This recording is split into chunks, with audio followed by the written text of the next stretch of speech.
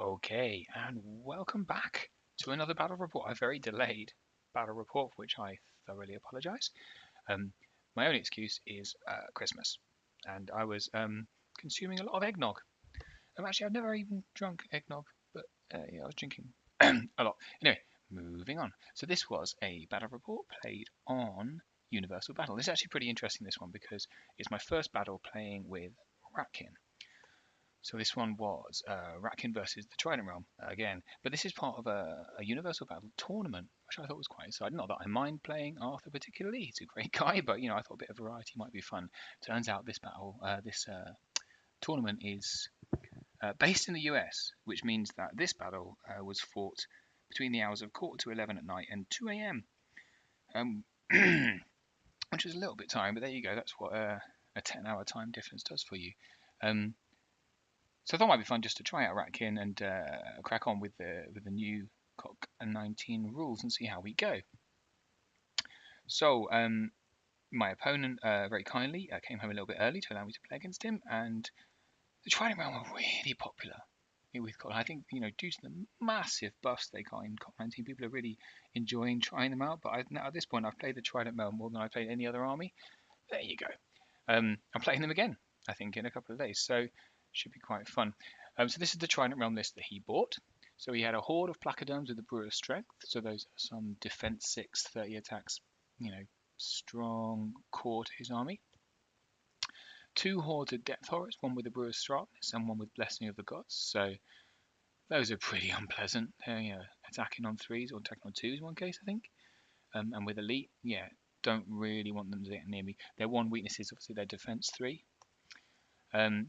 So he's got 2 regiments of Gigas, which are some more defense 6 badness to stick in front of them with a little mace of crushing. A Kraken, 2 Knuckers, a Siren, a Trident King, an Hector, and Nakushi, the Worm Riders. I think this is, the Trident Realm, the new Trident Realm, or even the old Trident Realm, but the new buffed Trident Realm now has a ludicrous amount of really strong individual characters. When you've got a bunch of monsters there, the Knuckers, they're nimble, they're really powerful. The Siren's got an unpleasant attack. The Trident King is awful. Hector is really strong. It's a lot of power going on there, and the Kushi particularly is just another really strong character. So this is, I think, a really strong list. This is a 2250 list, obviously, it says there. And that's kind of the American meta, if you like. So this is my first time playing 2250 as well, so pretty interesting for me. So then moving on to my Ratkin list. I took some advice on this list before I went with it. And I wish I'd taken all of that. I took most of it, but I didn't take all of the advice. And thinking back, it was really, really good advice. But, it's good to learn using lists for the first time. Probably not in a tournament, but hey. So I went with a core of 4 hordes of tunnel slaves. I went with the let's put a shit ton of nerve into your army, just to give them things to chew through. And behind them, 2 hordes of shock troopers, one with the brew of sharpness. I would have liked to get the brew of strength on the other one, but I ran out of points. Probably could have done with 1 less horde of tunnel slaves. There you go. 2 hordes of blight. One of them has got the calico potion to give them Pathfinder. 2 troops of claw shots, which is a nice piercing one. Ranged attack. A weapon team with a piercing, storm lead. A warlock with Bane Chant. It's actually Bane Chant 3, not Bane Chant 2. Oh, I read that there. Apologies for that. With the Inspiring Talisman. A Swarm Crier with the Loot of Insatiable Darkness. The obligatory Demon Spawn with wings. The only way to take a Demon Spawn. And one of the new units, a Night Terror. So it's a nimble defense 5, 3, attacking on 3s hero. Not bad. Nerve. Because this is a tournament, it's actually the Clash of Christmas, I think it's called. Something like that. Anyway, there's a special character that everyone gets, which kind of puts you up to about 2,500, I think, list. This is Santa Claus, so everyone gets this. We both got this. He is a speed 8, melee 3, defense 5, 7 attacks, 15, 17 nerve, and he's nimble and inspiring. He's got a special ability which gives him the ability to give anyone within 6 inches of the start of the turn either elite, vicious, or pathfinder. So the one thing, he's got 0 unit strength, but he is quite unpleasant as a character, or pleasant, yeah, depending on which side you're on. So here we go. This is the battlefield. This was laid out beforehand, so just let you know what's there. There's got 2 height 6 forests on the right, 2 height 2 hills on the left.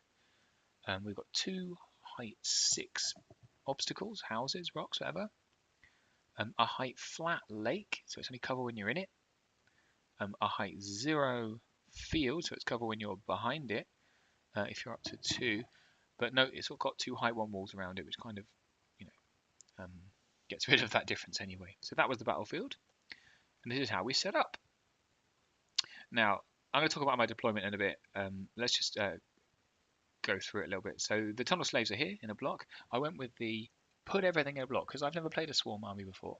So my understanding was put them in a large, undefeatable block, and then by the time they've chewed through the tunnel slaves, you can basically just hammer it with everything you've got. I think as a tactic, it kind of works, but looking at this, what I've done is I've left a flank completely open. And it's quite a nice flank to be shocking a horde down to, and it's one of the difficulties I think with big horde armies is that they're so unmaneuverable. There's very little you can do with them. So give yourself some space is probably a good idea. So the blights on the left, that's the normal blight, and then the Pathfinder blight on the right. And then the 2 shock troops in the middle there, one with sharpness. These are the claw shots. And again, I think this was, what I should be doing here is trying to get them up onto that hill as soon as possible, because then they can just shoot everything on the battlefield. But I've put a bunch of tunnel slaves in front of them. I think just trying to avoid that lake and the rock down the other end a little bit, but 2020 hindsight, probably not such a great idea. There's the demon spawn, there's your warlock and the weapon team, there's the Knight Terror, and there is Senna. And that's the Swarm Crier in the middle with his loot. That's my deployment. My opponent's deployment here, so he's got his 2 hordes of Gigas with his depth horrors behind them, so that's pretty smart. So Gigas have got a big shield, so it gives him 6 from the front, so basically it allows him to pop the Gigas up and then hammer with the depth horrors. It's a pretty cool tactic, I like it. Except that the Gigas suck, so let's see. There's Exar, with he's got the that, what's it called? Completely forgotten. It's like a wind blast that damages, basically. He put his Siren behind the Gigas there to just keep her safe, so she's a nice flyer deterrent. But I haven't got any. Oh, I've got one flyer. I've got the Demon Spawn, so that's probably why you put him there. There's Santa. There's the Placoderms. That's his big core. So my plan at the beginning of this was just to chuck tunnel slaves at his Placoderms, to just stop them doing anything. There is Nagushi Worm Rider Commander behind the Placoderms. There's the Kraken, there's the Trident King, and there's the 2 Knuckers. Really impressed with Knuckers in this game. I think they're just a really strong unit.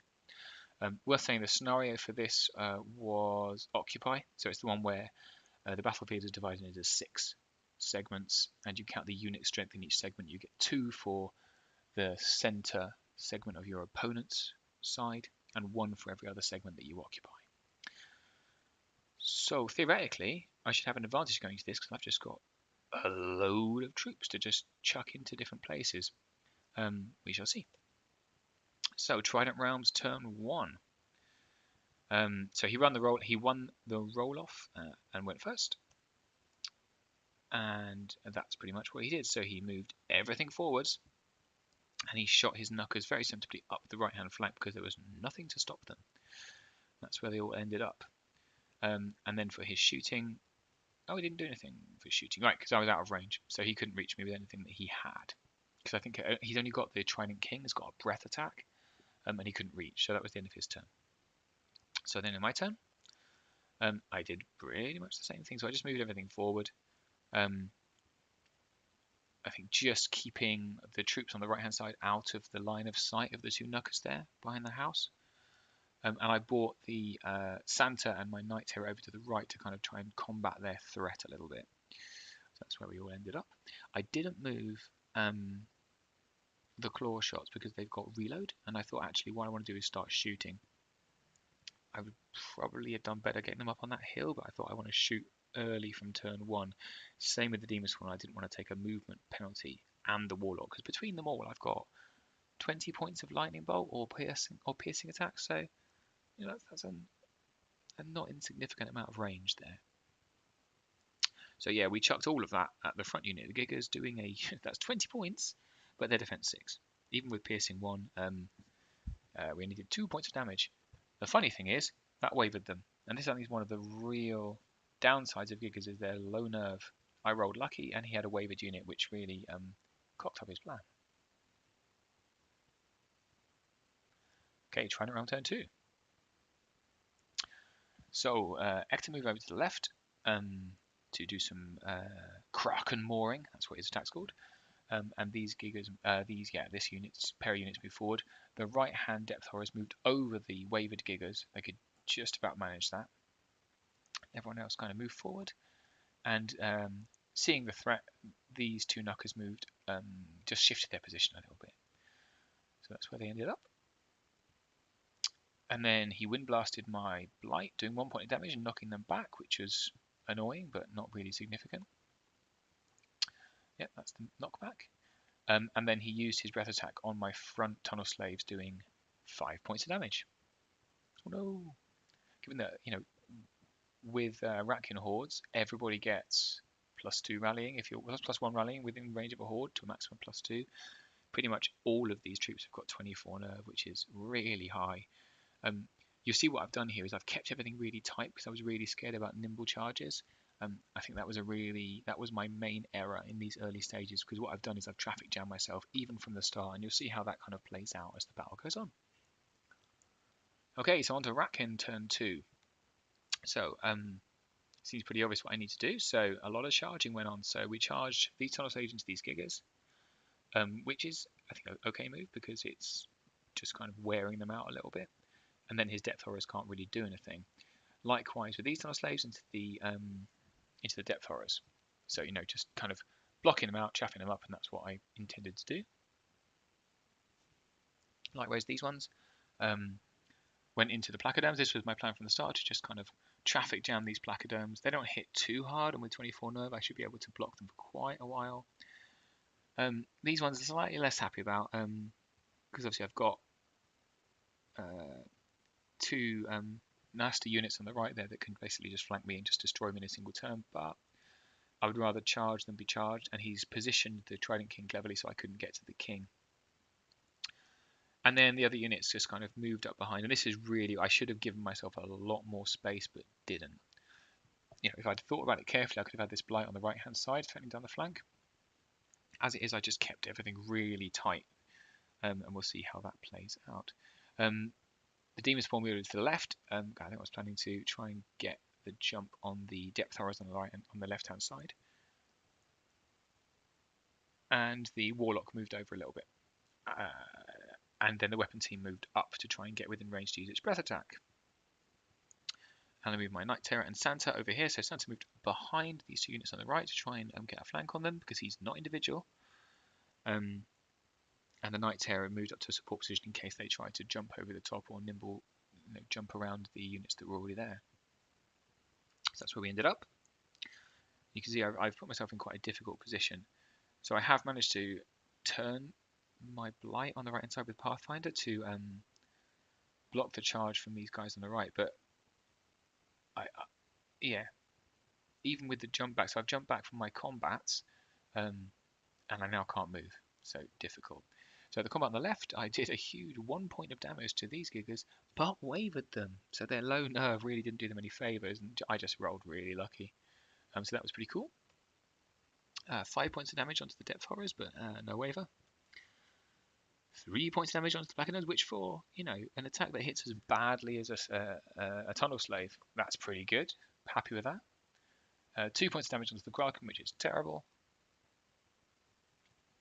And then I lightning bolted Ector for 2 points of damage, which was thoroughly pointless. Likewise, a bit more lightning bolt onto Nakushi. Again, he's got like regeneration a billion, so that's not really much point to that, but he's the only thing I could see. So this was part of my problem. Everything's height 1. So we couldn't see because I didn't get them onto the hill. So really I just picked the only target I could attack. They've got a nice long range, but long range is no good if you can't see anything. So Trident Realm turn 3.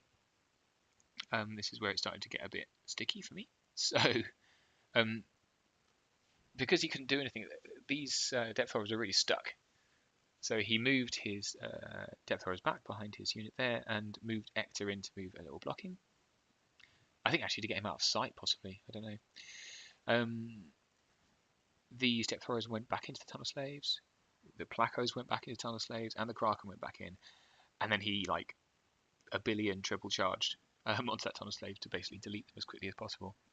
The most unpleasant thing, and I really didn't think about this, was that obviously with Nimble and without Santa in a blocking position, I didn't quite position Santa right. I think he could Nimble charge my Night Terror, which was really annoying because it puts his really powerful unit right behind my lines, and I've got nothing there that can combat him. Night Terror's only got 11-13 nerve, so it's pretty weak from a nerve point of view. Its only benefit is being really kind of jumpy, could jump around the units and not get hurt. So unfortunate placement for me. I just didn't spot it. My inexperience.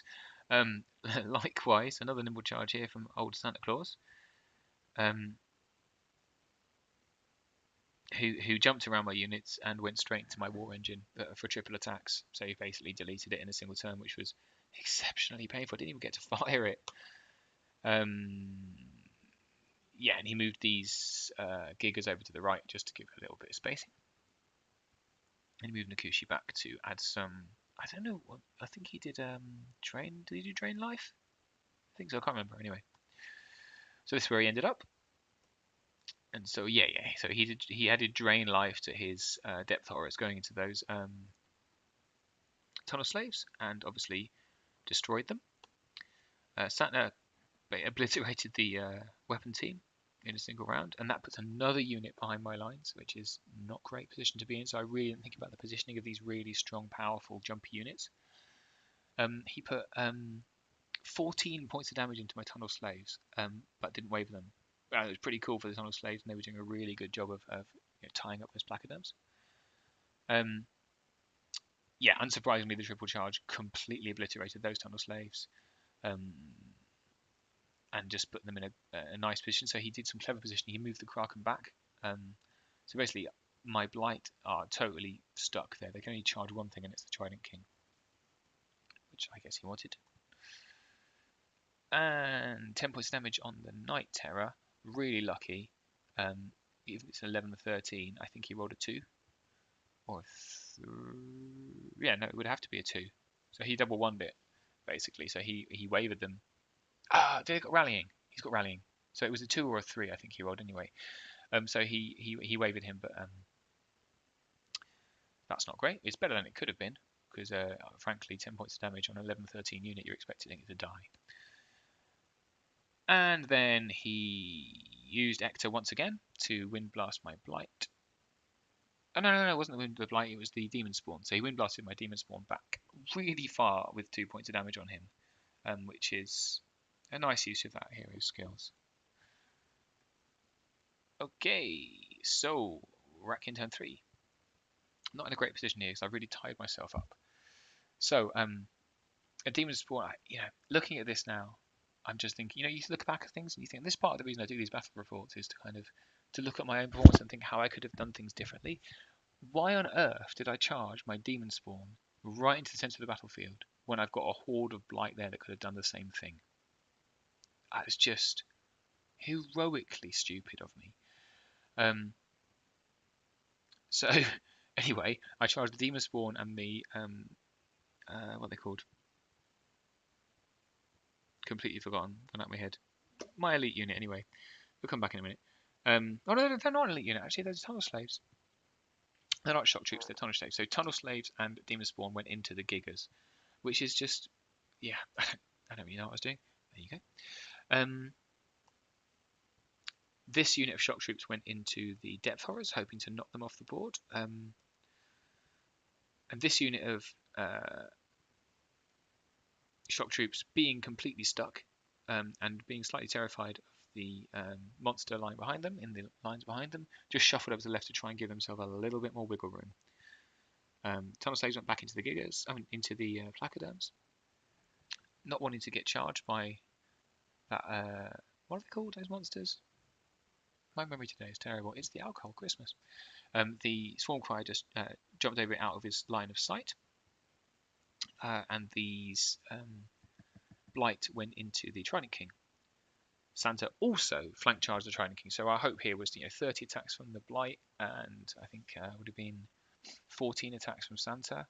We're hopefully going to do something nasty to the Trident King. Otherwise, I've got Santa in a very unpleasant position. This is where we ended up. Okay, so on the left here, so having Santa kind of sitting there behind my lines really worried me, so I just chucked all my range into him, which 15 points of Lightning Bolt, 4 points of damage. No, it's not Lightning Bolt, is it? It's whatever those are. Anyway, they've got piercing 1 and 5 attacks, so this way, it's not what I wanted. 4 points damage is terrible, and no wave or anything. On the right hand side here, so we did only 5 points damage from 44 attacks, but it did get a waiver on the Trident King, which is better than nothing. So an additional 3 points damage onto the Placoderms, better than you could hope for, really, from a bunch of Tunnel Slaves. And here, now this is really peculiar to me because I've sent a load of elite shock troops into a defense 3 unit, and I don't seem to have done any damage. Now, either we forgot to record the damage, or I literally woofed this roll. Whatever happened, anyway, they were unscathed, according to my screenshots. And we managed to delete the unit of Gigas, which, is good, I guess, but it leaves that Demon Spawn in a really quite vulnerable position, which I'm not keen on, as you'll see. So, he's my most powerful unit. He's my most flexible, and I really could have done with chucking him behind the lines and getting some nice flanks from him while I used the Blight better, but there you go. At least we managed to kill 1 unit. So Trident Realm turn 4. On the right hand side, a flank attack onto Santa, who is now looking very vulnerable. Yeah, so then Ector and this unit of Depth Horrors went into the Tunnel Slaves on the left, because they are obviously... Oh, not Tunnel Slaves, those are shock troops. Yeah, which is not great. Ector's really strong. So that's not great for my shock troops.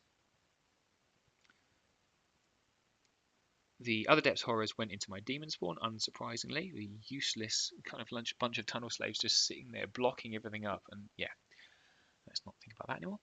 And Santa went into the rear of those Tunnel Slaves. So not looking great for them. Over here, the Siren moved over, ready to do some drain life. And the Placos went back into this, frankly, completely doomed Tunnel Slave unit.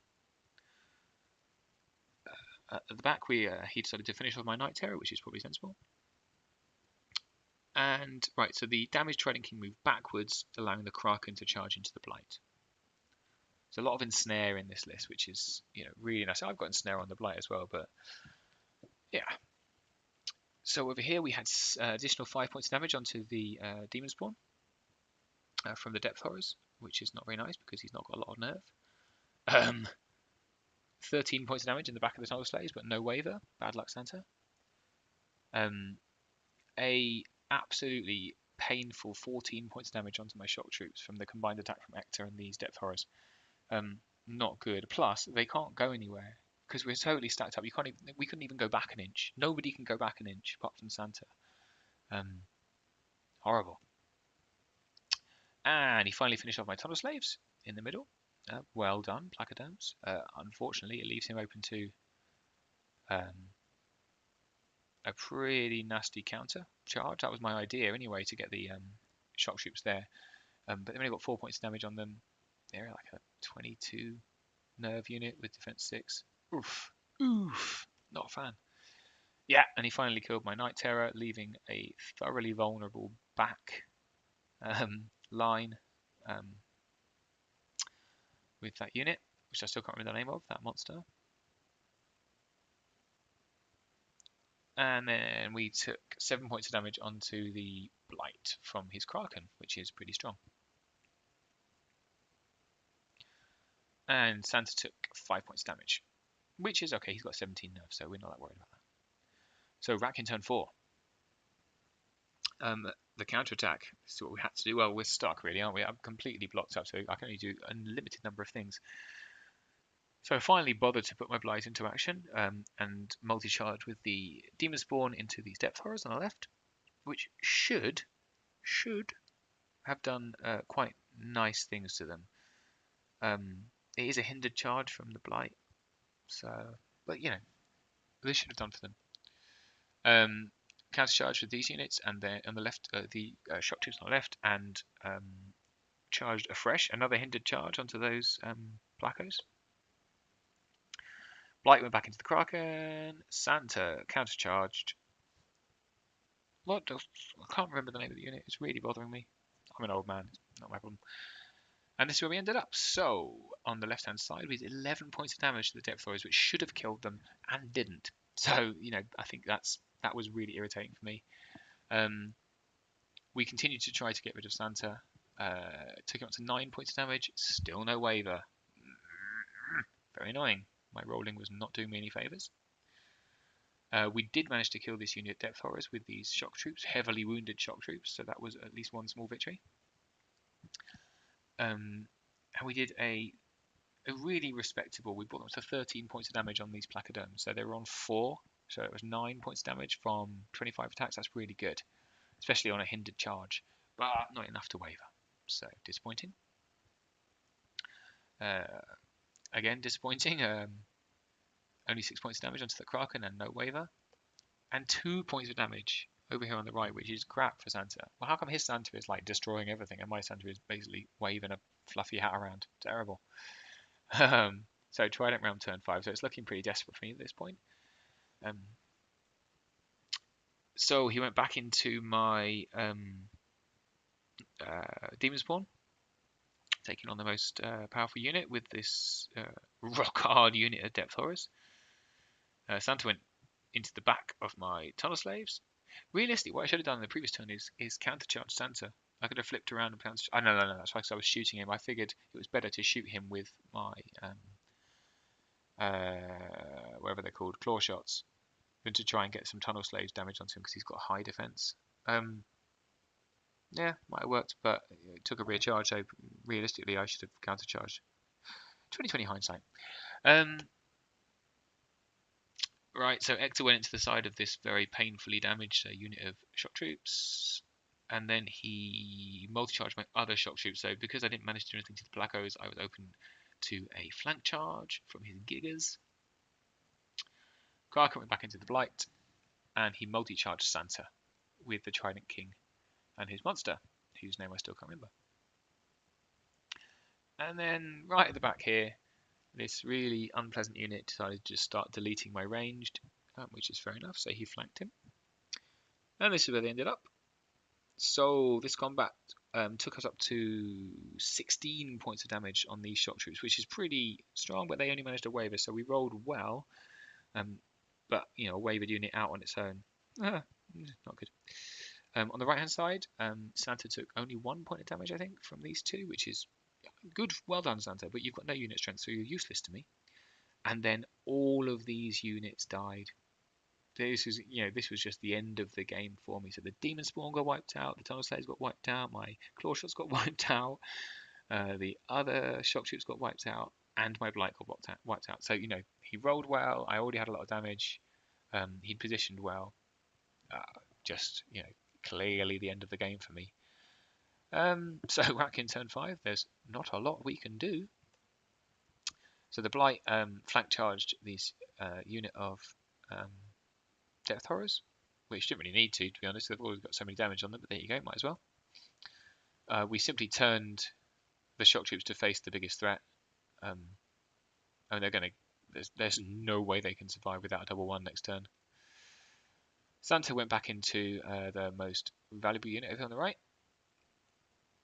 That's where we ended up. So, unsurprisingly, we managed to kill these Depth Horrors. Too little, too late. We finally managed to kill Santa with a bit of with the final remaining claw shot and a bit of lightning bolt. So goodbye Santa again, but you know, 0 unit strength, so he was just annoying, but it didn't do much to the battle. And we put 5 points damage onto whatever the hell that unit's called on the right. Not enough to do anything. I think I woofed the roll in terms of the nerve check, so bad luck me. Trident Realms turn 6, so it's goodbye Santa with a multi-charge. It's goodbye Shock Troops with a multi-charge. It's goodbye Claw Shots with a flank charge up here.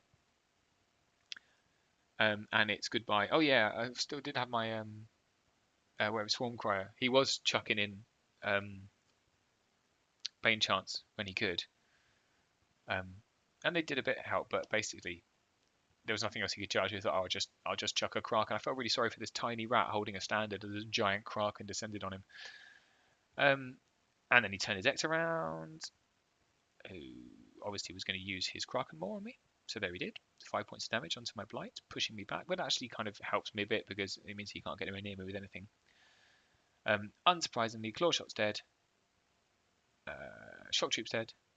Swarm Cry dead. And Santa finally popped his clogs. So yeah, leaving me with 1 Warlock and 1 Blight. So I just didn't do anything for my move. And I thought, please God, don't get a turn 7. Even if you get a turn 7, he really can't come near with the Blight. So I've got 1 scoring unit left on the table. So remember, this is Occupy. So if you put the lines onto the battlefield, you can see that he's got 2, 3, 4, 5. Depends if X's scoring. X's, no, he's individuals need to score. He's got 5 to my 1. So a 5-1 victory to my opponent. Well, congratulations, who played very well. So a Trident Realm victory. Yay for the Trident Realms. A fair victory, I think, in this case. We finished about 2 AM. I was pretty tired by the end. And this was really about learning how to play the Ratkin for me.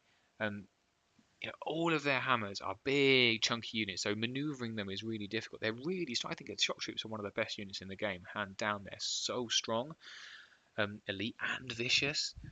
And they've all crushed 1. If you get some Bane Chant to them, crush 2.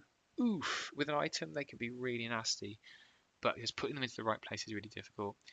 So I learned, also sticking my range. I got carried away trying to shoot on turn 1, whereas actually what I should have positioned them better and got them on the hill so they could shoot from turn 2. I might have lost one of them to a quick attack, but from there they would have done a lot more good throughout the battle rather than just trying to shoot Santa. Yeah, so as I mentioned, on my first deployment, I put them in a big chunk, and I should have paid attention to that right-hand flank. That really kind of made my army a lot more vulnerable. And the Knight Terror is quite an expensive unit for Ratkin. He could have been a lot more use, and having him wiped out in that second or third turn didn't do me any favours. So don't forget the flanks. Yeah, and that's my main thing. I've talked about it all the way through. Stacking up them big units meant that I just got traffic jammed heavily.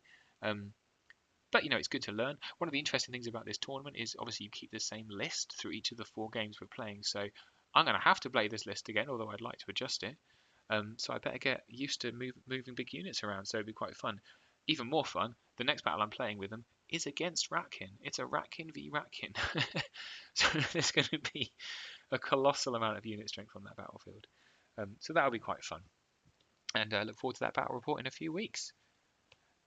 On that note, thanks for watching. I hope you enjoyed the video, and I'll see you again soon for another battle report.